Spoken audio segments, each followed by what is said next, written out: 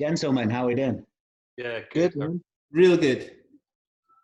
Mr. Simondi, you're looking like you're ready. Man, is this your debut? Yeah, it is, yeah. Right. That's why, come correct, repping Arsenal. That's how I roll. Yeah, it's about time we had a bit of club diversity on here, didn't we? Yeah, definitely the first Arsenal. Well, all we had is Liverpool, United, Chelsea, and Arsenal. We need to add to this, but Yeah. definitely going in the right direction with that I one. mean, you got the most important teams in here. So you're welcome. That big water bottle, You said it with Pardon? an S then. Is that a big water bottle? It is, bro. Hey, pinks to make the girls wink. I hear you. You're sitting there in a pink t-shirt, Easy. Ali. What are you talking about? I only caught that after. Yeah. I was like, shut up. I was like, yeah, pink wink. Yeah. So yeah, guys, it's obviously been. I think the last time we all caught up was prior to the restart.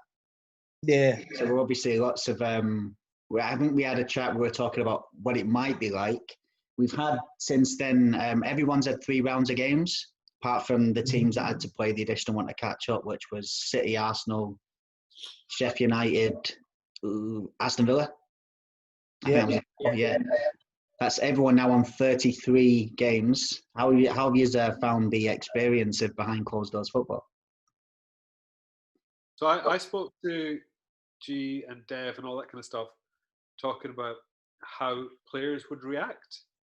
And it was one of those, I can't remember who said it, but someone was like, it might just be like training ground football, like the kind of kickabouts you have in the training ground when there's no fans, all that kind of stuff. Some games have totally been like that. I think some games have totally been like that. But other than that, it's been all right. Just the first couple of games were a bit odd for me. What about you? Yeah, similar. I mean, I watched a lot. I say a lot. Quite a few of the Bundesliga games. Obviously, they started up before us, so I was kind of used to the silence by then. So, yeah, but yeah, it's a slightly different pace, I feel, as well, to some of the games, Like you say, it's a bit. Some of them are a bit sort of slow in places. Yeah. But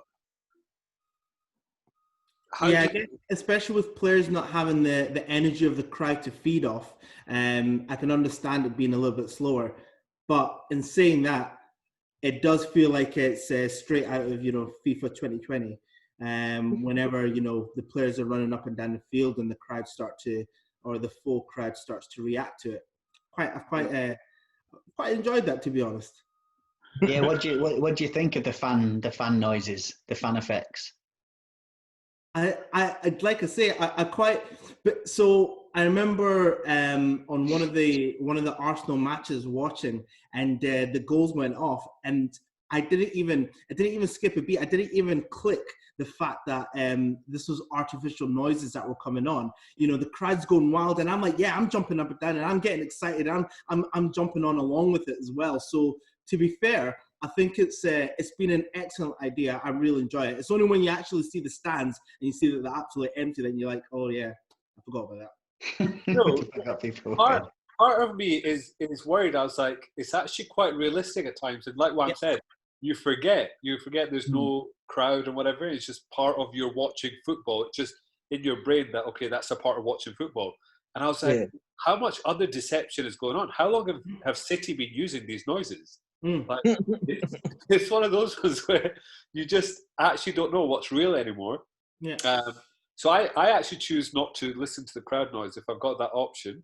I try and listen to they're shouting at each other and just why not? It took a moment to get used to it. Like when I watched the first couple of games, and I watched the Bayern Munich Dortmund game and Bundesliga as well first, and I was just like, that one held my attention. But I found some of the games that didn't, because that was a really good match as well. But some of the other games, I was just like, I'm finding it hard to stay tuned into this. I don't know why. It's like, is the sound that much of an issue with this? With football? But it obviously is. And I think now I've adjusted. And I'm the same now. It's quite interesting hearing the hearing the coaches. I remember the Spurs West Ham game I watched, and I literally heard Jose shout 5 times in the space of 30 seconds or something, like, use your brain, use your brain, use your brain. I was just like, maybe that's all he's ever done. I mean, just berating his players. And then David Moyes was saying some stuff that probably needed translating as well. But it was just like, there was a lot of, it's just, it's interesting to, you see a lot, and you can obviously hear in how the players respond to each other as well. You know, it is a different experience for sure. Yeah. Have you guys looked at the change in the football? It doesn't have any value because it's not real. Do you know what I mean? Have you noticed the change in the football, the actual football played? Yeah. These, I mean, teams that are planning on trying to escape relegation with the fans behind them, you can see they're missing it. They're really missing it. Like, it's done Norwich in badly. You can see that Norwich were. I mean, they were setting the world alight beforehand, but any fight that was in them just feels like they feel like they've had the heart ripped out of them. I feel like Sheffield United look like they've missed it as well. I think there's certain teams that look like, it's a weird one, right? Because I think you do get teams and certain players in particular that maybe feel a little bit liberated by it. Yeah, like, actually, I was about to say the same thing. I half feel, like, genuinely speaking, I half feel that Arsenal have performed better from it. You know, but genuinely, look at how they've been actually performing. You know, they're actually winning their games, maybe because they're not getting abuse of the fans for you know, for the position they are in the league or whatever. So I don't know. I feel like it's doing them wonders. I understand. There's been a couple of Spurs games as well they played at home where they've just been so defensive, and they probably just always been like, it's great, there's no one here to moan about it. No one's moaned about it. Yeah, he's definitely done it. Like, it's a weird one, isn't it? And it does make it feel like a training ground exercise, but then, to be honest, if you're doing what you should be doing on the training ground anyway, you shouldn't lose too much. Do you know what I mean? Obviously, you're going to lose some, but you should be losing a percentage. You shouldn't be losing your whole game. Otherwise, you obviously are very, very dependent on your home crowd, and therefore it probably shows in certain clubs that have good home records and horrendous away records, rather than being able to, you know, do it in both. United, there was. So I've got one of my good friends. He's a United fan, Sheffield United fan, and he's like, the atmosphere has been electric. They're so excited to be in that league. And then they're so excited to be doing well in that league that people that haven't been to games for the last 10 years are going to games. Like, those, like, people are getting behind Sheffield United. I think they will miss it because they probably had great atmosphere in the league below as well when they were winning, when they were obviously getting promoted and stuff. It's probably a big change for them, but for some of the other teams, it probably, like, they could do without it. But some clubs that really, like Liverpool and stuff, you know, the going to Liverpool, going and seeing, like, the Kop and all that kind of stuff, like, that is a big, big change. And I'm sure there's other huge clubs that have that atmosphere that the players are so used to that the change of play you'll see it change of play because of the fact that they don't feel like they're playing a game, because every game day, they're used to a certain atmosphere, and that atmosphere is gone. So it probably doesn't feel like a game day. How's it been, do you think, for Liverpool? I'll bring it up before one of you two does. How do you think it's been for Liverpool fans not being able to actually... Well, I suppose you did actually celebrate at the stadium, didn't you? We'll get into that one separately, but being able to be in the stadium to see the trophy lifted, for example. How do you think that's been? Well, I mean, the trophy's not due to be lifted till the end of the season, but yeah, it's not ideal, is it? But as long as we win the league, we'll take it. Yeah, exactly. That's ideal. Like, so one of my friends in Edinburgh, he's Liverpool mad. Like, he's like, he's properly mad. Like, you can't say anything without him. Just, you can trigger him the easiest. But even he was like, you know, whatever happens, as long as we've won it, as long as that, you know, that kind of thing lurking over us that we haven't done X, Y, Z, that's gone as well. Like, I don't care what happens. I really don't care. So I think a lot of people are like that. And I'm sure a few diehards are like, oh, I want to be there when they lift it and all that kind of stuff. But yeah, think I mean, they've asked already you- said Sorry, they're going to do a. So, sorry, they've already said they're going to do a parade as soon as it's safe as well. So I think that doesn't. I mean, it's just a case of waiting until that is deemed safe. So whenever it'll be, it'll be. Gee, I was asking Ali last time actually, and I know it's really interesting for you as well. But do you feel like it almost? What I thought about watching the races that I mean, we've known you were winning it since what, probably December, maybe November even, but it's been known for a while. And then the kind of narrative started to almost switch around Liverpool at that point to being like, well, obviously you're going to win it, and obviously it's huge because you're not winning it for 30 years, but you are going to win it, and that's almost accepted. So now suddenly became about, will you become invincible? Will you win a treble? Would you do both at the same time? And then all of a sudden, you lost the unbeaten record and were knocked out the other tournaments, but you'd already won the league. So it was almost starting to feel like, do you feel like at any point a little bit of shine came off? But then on top of that, suddenly the league title was threatened again because of the pandemic. And all of a sudden it wasn't a given that you were going to be champions again. And then you have been champions. Has that put the shine back on it, or did the shine not come off it at all? I'm just interested because that seems to be... No, I get what you're saying. I mean, a lot of the Invincibles and all that pish was the media just looking for something to talk about because we'd won the league. To be honest, like, but yeah, I mean, as it turned out, we didn't actually have to win any of our games after lockdown to win the league because City, I think the points total, the most they can get is now less than what we had before lockdown. So, but yeah, I mean, for me, the shine never really came off winning the league. That's really all Liverpool fans have wanted for 30 years. Do you think it was all just a media narrative then? A lot of it was, yeah. I mean, because, like I say, we ran away with the league. We were 20 odd points clear in February. So they're like, well, we need to talk about something. I've actually got a friend who hates Liverpool, and he was like, well, all you've done is won the league. Like, you've actually not done anything. Other teams have won trebles and they've done this and they've done it. You've just won the league. And at that point, I was like, oh, we need to do something else. Like, we need to break that Arsenal record. We need to do something else. But it all comes back down to, and I felt it once the pandemic started. I was like, what if we don't even win that? It was under threat again. That's the point. Suddenly it wasn't in the bag because the season might finish null and void at one point. They were talking about and all these different things. And I was definitely like dreading some conversations because I was noising up a lot of mates last year saying Liverpool had won the league, like way before they'd won it. I think we were 8 points clear or something. I was noising up everyone. I was like, we've won the league, blah, blah, blah. We're going to win the European Cup, everything. And then we didn't win the league. And those guys came back and they were like, you're not even going to win it this year. Yeah. And all of a sudden, I'm like, so yeah, for me, it was always, it was a bit more worrying than maybe it should have been.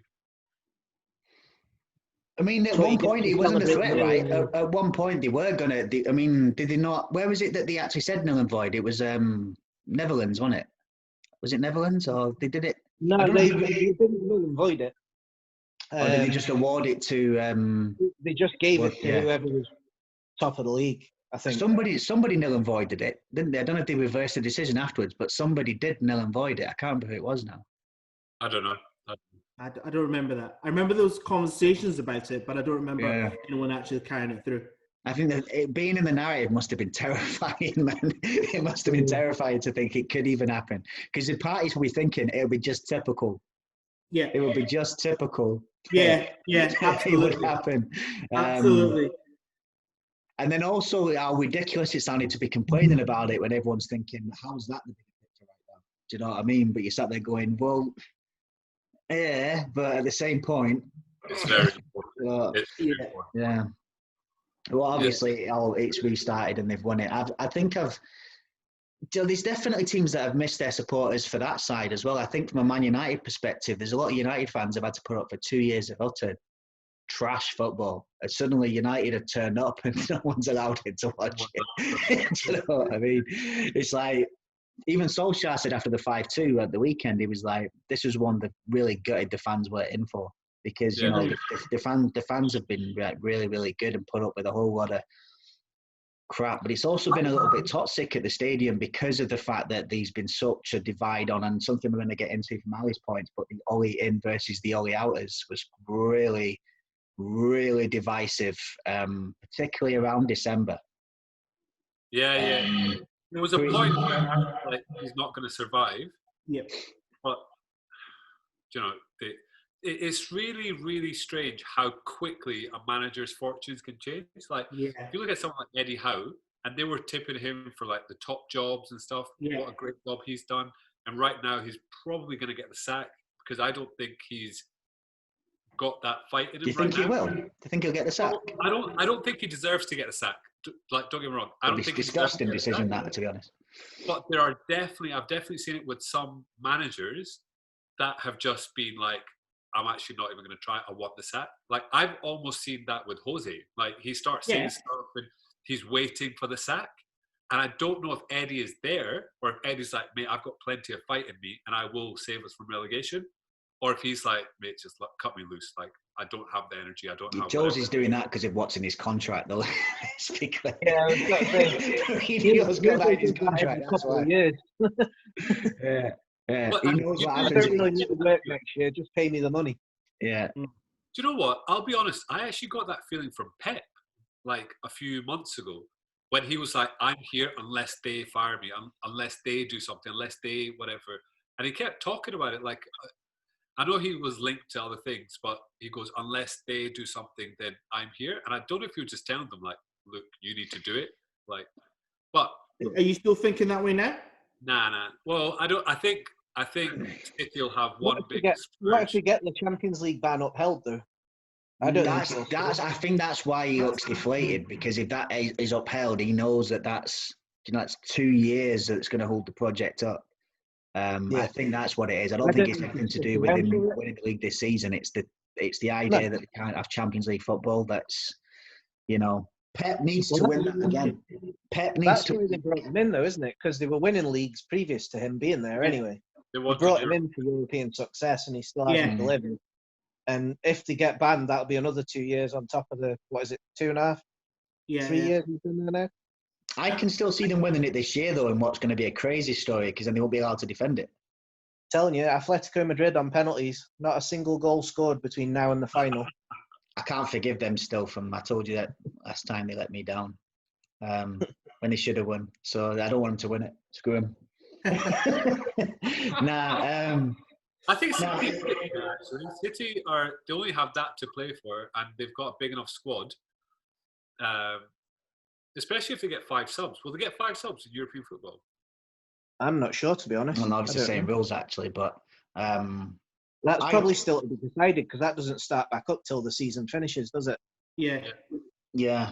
I think if City perform how they can do, I think they'll win it. Like, if you were to ask me, I've got a funny feeling they're going to do it this year. But at the same point, I don't trust that ban to be upheld either. I can see... Really? City's legal team is no joke, man. Honestly, you're going to back on a winning team out of a legal team, out of football teams, put City's team up against anyone, it's a problem. That's what money buys, right? Probably throw a few $100 million at a proper legal defence or whatever, find some loophole. But at the same time, is it worth... Yeah, it is worth the money, actually. Yeah, of course. And all the way through, they've been so bullish. They're absolutely... The way they're talking, they're like, it's ridiculous, and you'll see when we're in court. They think they're going to win. Doesn't mean they're going to, but... Yeah. Well, that's the thing. I mean, FIFA and UEFA aren't short of a couple of quid either, are they? So yeah. So it'll be interesting. Yeah, I just think I think they've got more to lose from the PR side of it, because City have already had that. They've already had the hit of being accused. I feel like if they feel like they might not, or if they start to lose confidence in their case, they'll start trying to cut dirty deals like UEFA do, FIFA do, and it will end up being some stupidly weak slap on the wrist style. Usually what they do with FFP, right? That's usually what it is. I just think City are going to go in there and just go, come on then, like, they're going to go for them. They'll go for the throat. And I feel they might back off. Like, it's one of them. Like, you know how the SPL went to court, and the court just threw it out, said, look, we want nothing to do with it. It's a football matter, and then you have to keep out of courts. Or not keep out of courts, but the courts threw it out. Will the courts throw this out? No, not these courts. This is literally what they're meant to deal with. Is it no, not the Court of Arbitration for Yeah, Sport that it's yeah, going to? that's what I mean. I think so. Yeah, that it's going to there. It's in the next couple of weeks as well. So we should actually have an answer on it, hopefully before the season ends, and then people will know if fifth actually, what that actually means. Because if fifth counts, Arsenal are still outside of that for that race. But if fifth doesn't, probably not. But if fifth does, it's potentially possible. Yeah. Wolves right now are sat there, right? United are sat there. Wolves are chasing it. It's like 3 points between third and fifth, right? And then Wolves another 3 behind. Arsenal another 3 behind again. But with 5 games to go, and these teams are playing each other as well, quite a lot of fixtures between each other. If fifth is open game, then it's going to be crazy. But I just don't see it. I've just got a feeling that a lot of people said they can see it being overturned to 1 year, which I think that's more likely than it being upheld. I think there'll be some kind of concession given. It's just whether it'll be to a year or whether it will just be we are going to give you a proper fine that actually means something, or something like a transfer ban or maybe something like that. But to ban them from the Champions League, City could cope with almost anything but that.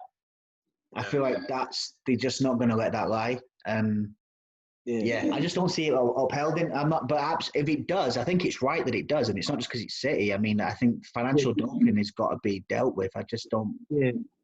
They have known at some point this would happen, and they've always had a fail-safe option. And I think you're going to see it when they go to court. I think it's shock and awe. I think it's going to be legal shock and awe. But you never know. PSG will be shitting themselves as well in case it does get upheld because they'll be next. Exactly. And they have literally nothing else to play for, right? That league is a pantomime. Do you know what I mean? At least they are still in a great football league, a competitive watched around the world league. I get that why they want to win the UCL, but it's a big thing to be winning still and to be in. But PSG's may as well just go on holiday. Like if they were to get banned, just go take a few years off. It's like, where's the point?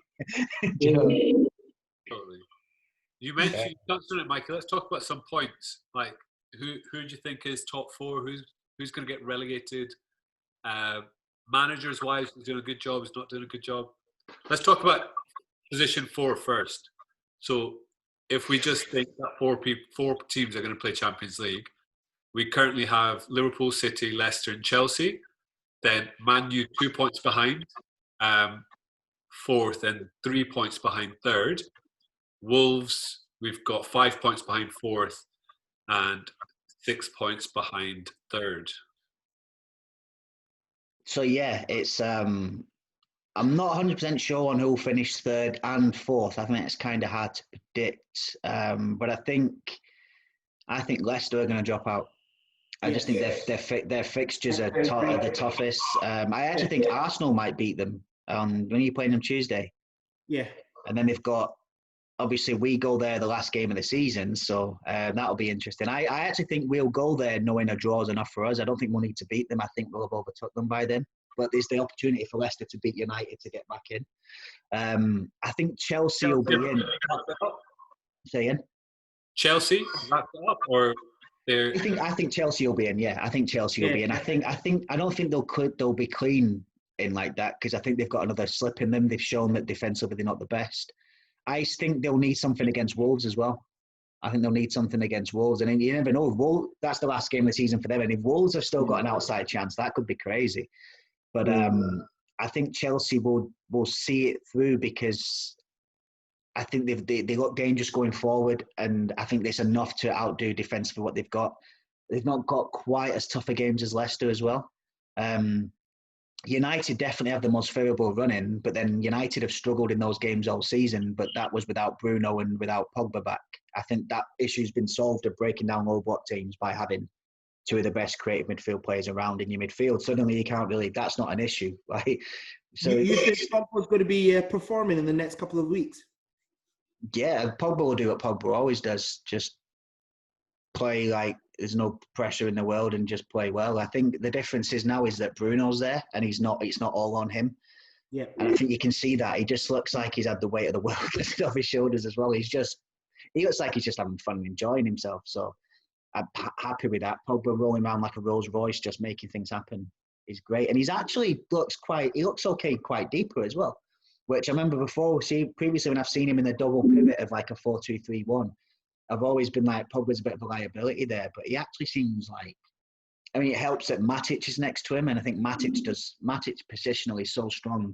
We know Matic's legs aren't quite what they were, but up here, he knows that job inside out. If he's got good players around him and all he needs to do is sit in the number 6 and hold it, Matic will do that job with his eyes closed. He's been almost Carrick-esque in the last since the restart. So no issues with Matic. And I never thought I'd be saying that 6 months ago.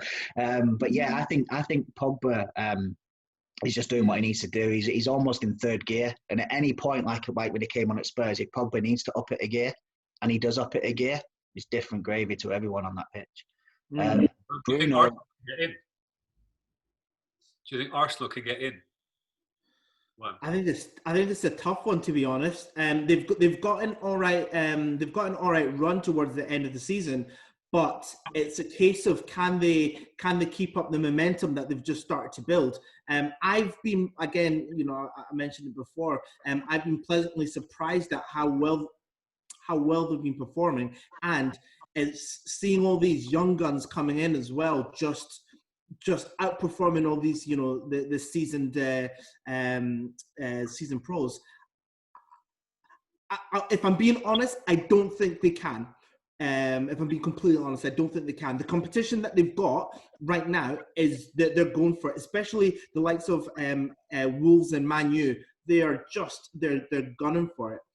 However, if they can keep up the run that they've got at the moment, who knows?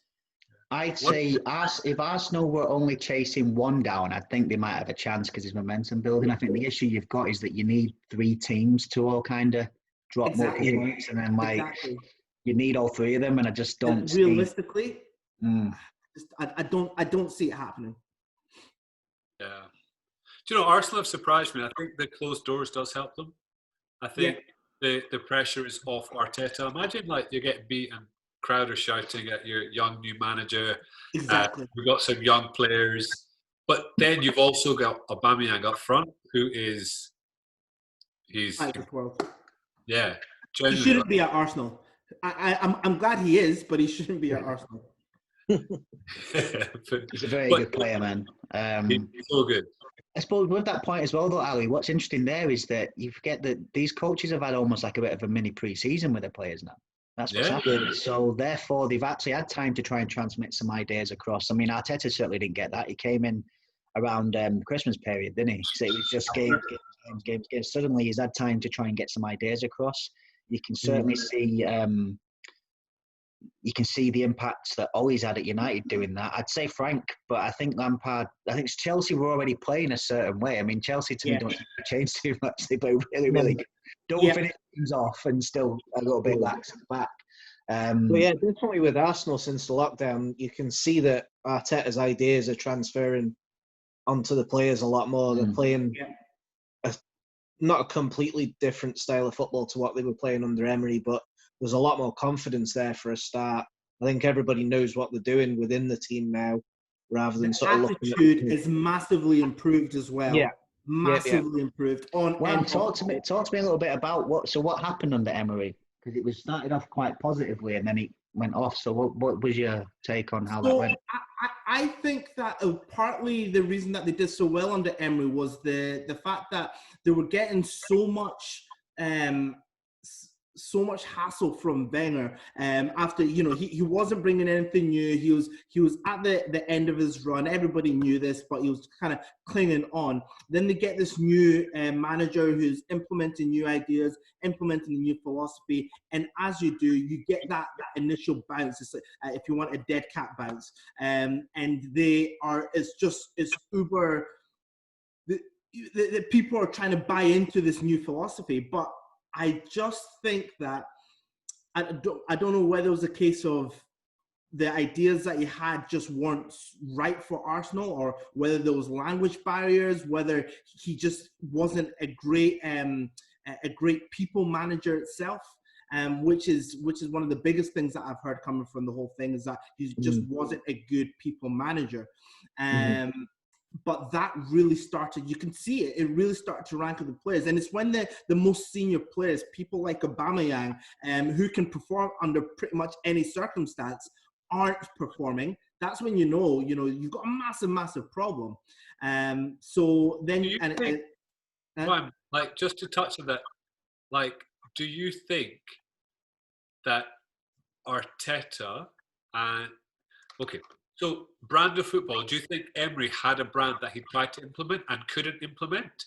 Or do you think that he was just carrying on that Arsenal brand and then that stopped for him? I think it's exactly that he did have a brand of football that he was trying to implement.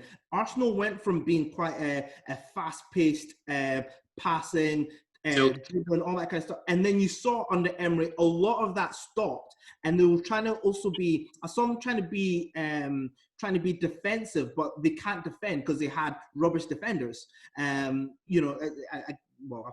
disrespect to the players there. And they had rubbish defenders. And then...